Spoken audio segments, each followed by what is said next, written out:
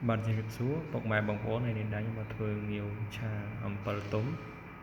chụp buông nhiều người đến đánh tình cần là kilo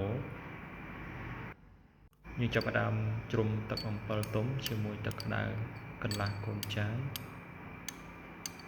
tập ẩm bờ túm đến đá bóng ố đã ta tam bạn man đồ đầy dương miền cương dương miền tâm xó một tệ cờ hó sắp mà đẹp bờมันต่อมาទៀតខ្ញុំដាក់ខ្លាញ់ឲ្យក្តៅបន្តិចរួចមកដាក់ខ្ទឹមសចូលចំពោះម្ទេសក្រហមនេះដែរបងប្អូនអាចដាក់ក្រោយក៏បានដែរច្របល់ខ្ទឹមសចុះឡើងឲ្យឡើងក្រហមបន្តិច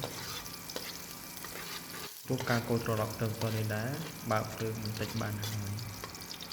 ដើម្បីកុំឲ្យខ្ទឹមសខ្លោចតមកទៀតដាក់ស្ករស1ស្លាបព្រាបាយរួចកូរត្រឡប់ស្ករសចុះឡើងឲ្យឡើងក្រហមចំពោះការកូរគ្រឿងនេះដែរចំពោះបរិមាណភ្លើងយើងបើកបន្តិចបានហើយ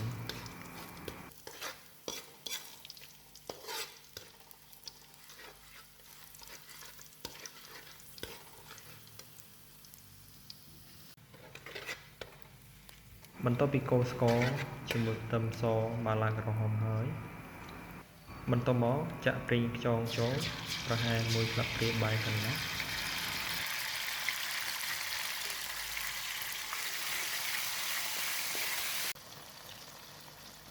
ចំពោះគ្រឿងនេះដែរយើងបានកូរឡើងក្រហមបន្ទាប់មកថែមប៊ីចេង1ស្លាបព្រាបាយ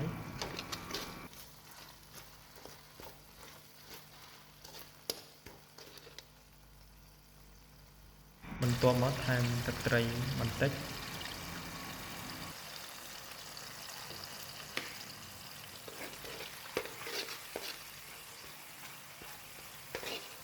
បន្តមកទៀតខ្ញុំខាងអំបិលមានចូលដល់ពេលដែរចំពោះអំបិលនេះដែរបងប្អូនដាក់បន្តិចបានហើយដោយសារយើងបន្ថែមទឹកត្រីពីមុនរួចមកហើយតទៅពីគ្រឿងយើងកូរត្រឡប់បានចូលសព្វគ្នារួចហើយយើងចាក់ទឹកអំបិលទុំចូលចំពោះទឹកអំបិលទុំនេះដែរបងប្អូនដាក់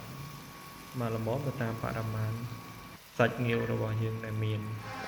រួចកូរទឹកអំបិលទុំជាមួយគ្រឿងឲ្យបានចូលសព្វគ្រឿងនេះល្អរួចយើងរំងាស់ទុកមួយពុះហើយយើងបន្ថែមភ្លើងឲ្យឡើងបន្តិចដើម្បីឲ្យទឹកអំបិលទុំយើងឆាប់ពុះពីរំងាស់ទឹកអំបិលទុំយើងជាមួយគ្រឿងបានឡើងក្រហមមកយើងចាក់ងាវចូលចំពោះងាវនេះដែរបើបងប្អូនចង់បានសាច់មានឈាមបន្តិច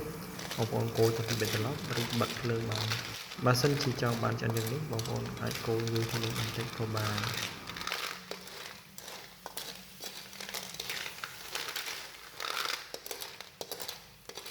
ទៅពីកូរត្រឡប់ងាវបានពុះបន្តិចហើយខ្ញុំចាក់ស្លឹកម្រះព្រៅចូលចំពោះស្លឹកម្រះព្រៅនេះដែរបងប្អូនកូរទៅពី3ត្រឡប់បានហើយកុំឲ្យស្អិតពួនពេក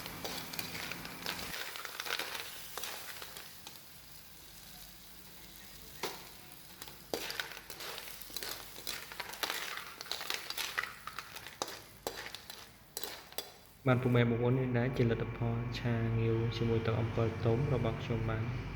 សូមអរគុណច្រើនសម្រាប់បងប្អូនក្នុងការទស្សនាវីដេអូមួយនេះបានពុំមែនបងប្អូននេះដែរជាលទ្ធផលសាច់ងាវដែលខ្ញុំបានឆារួច